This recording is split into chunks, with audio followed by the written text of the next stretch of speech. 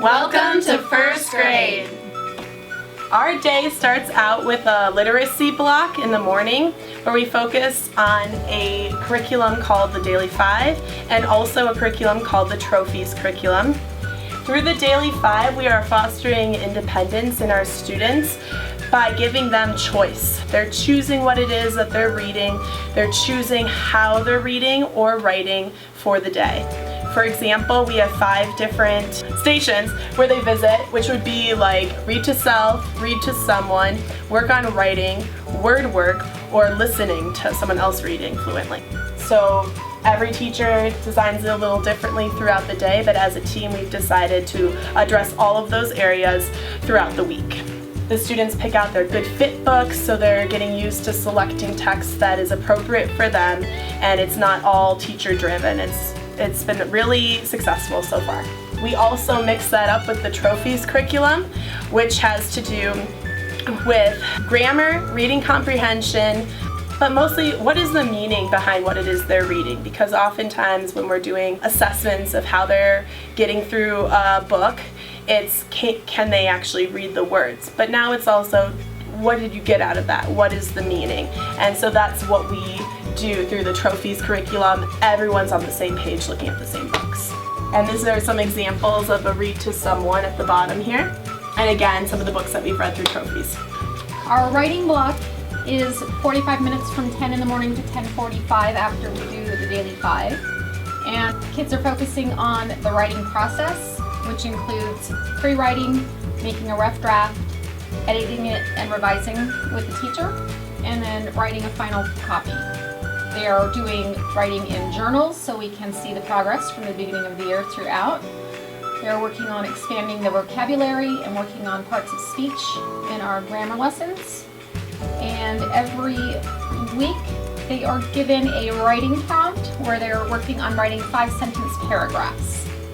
I'll do our math block. Our math block is in the afternoon. It's about an hour each day, and we're doing Engage New York, which is nice this year because the whole school is doing Engage New York, so everybody will have the same vocabulary.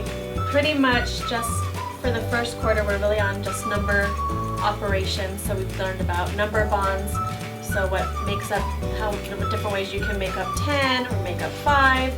We've done addition equations, we're starting subtraction equations. Throughout the year we'll talk about time to the hour and to the half hour. We'll do measurements and lengths.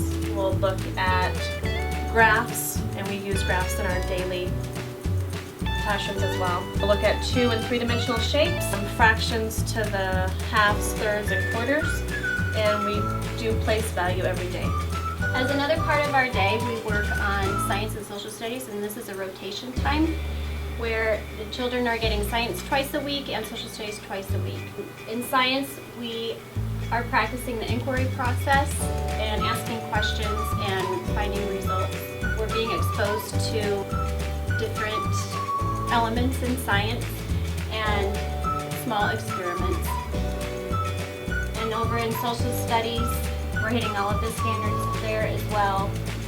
Families, what a friend is, communities, and all of the different areas that first grade requirements are for social studies. Independent study is my favorite part of the day.